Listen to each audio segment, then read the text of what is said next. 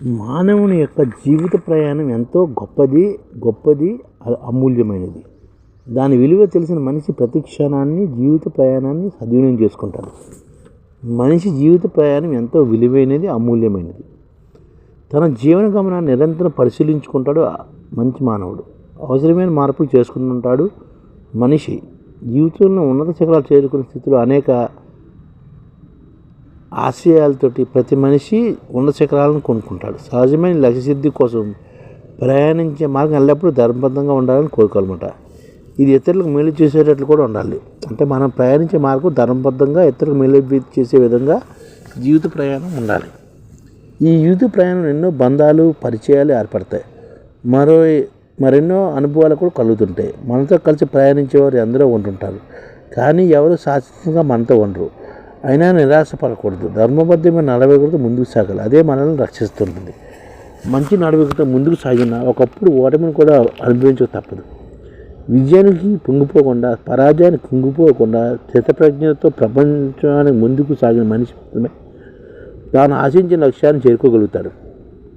నిజానికి ఈ ప్రపంచంలో ఏ ఒక్కరి జీవిత ప్రయాణం సాఫీగా సాగదు. ప్రయాణించే దారి ఎప్పుడు పూలబాటుగానే ఉండదు. ఈ దారిలో ముళ్ళుంటాయి, రాళ్ళుంటాయి, ఎన్నో ఎత్తుపల్లాలు కూడా ఉంటాయన్నమాట. అందరూ పడుతుంటారు, లేస్తుంటారు, ముందుకు కూడా సాగుతుంటారు. కింద పడిన మనోధైర్యంతో పైకి లేచిన వాడే విజయం సాధించగలని భర్తృహరి బోధించాడు. ఇక మనం ప్రయాణించే దారిలో మన ఉన్నతిని చూసి ఏర్పడే వాళ్ళు, కళ్ళు కుట్టుకునేవారు చాలామంది ఉంటారు. తప్పును ఎత్తి చూపించే వాళ్ళు చాలామంది ఉంటారు.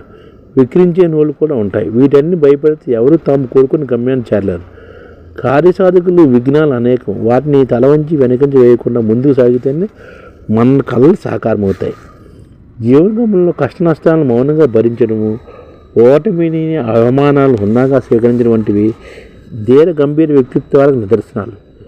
చక్రవర్తి కావాల్సిన శ్రీరాముడు తన తండ్రి మాట తలవంచి ఆర్జనకు వెళ్ళాడు. కారుణ్యమూర్తిగా, ఆదర్శ పురుషుడిగా అందరి మనల్ని పొందాడు. చివరికి రావణ సంహారం చేసి అవతార లక్ష్యాన్ని పూర్తి చేశాడు.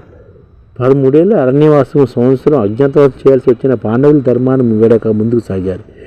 జీవితం అనగా కష్టసుఖాలు పడుతూ పేగమాలు అలుకుని ఉంటాయి. ఎంతటి వారిని అనుభవించ తప్పదని మనకి ఈ విషయం చెప్తున్నమాట. ముళ్ళ మధ్య ఉన్న పువ్వుగా ప్రసన్నంగా కనిపిస్తూ పరిమళాలు అందిస్తూ అందరికీ ఆనందం కలిగిస్తున్న వాడే అది గొప్పవాడు. అదే రీతిగా మనిషి కూడా అడ్డంకులను అధిగమించి తన బాధ్యత సక్రమంగా ధర్మబద్ధంగా నిర్వహిస్తే జీవితం అర్థవంతంగా, ఆదర్శప్రాయంగా సాగుతుంది. ఇతరులు తమను గుర్తించాలని ఆడంబరాలకు బతకడం కన్నా సద్భావనలతో అందరికీ సహాయ సహకారాలు అందించే వాళ్ళు గొప్పవాళ్ళు. పరోపకార్థము విదిత శరీరం అన్న నీతి వాక్యం అనుసరించి దయ, ప్రేమ, సహకార గుణాలతో పైన సాగించాలి. అప్పుడే జీవితం ధన్యమవుతుంది. అదే అత్యుత్తమ జీవనముగా మారుతుందన్నమాట.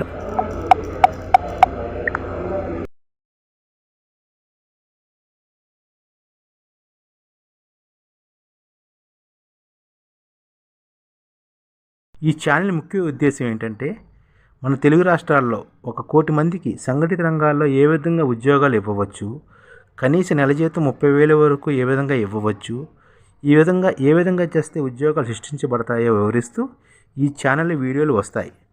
అలాంటి వీడియోలు మీకు కావాలంటే మన ఐడిఎఫ్ భాస్కర్ ఛానల్ని సబ్స్క్రైబ్ చేసుకోండి.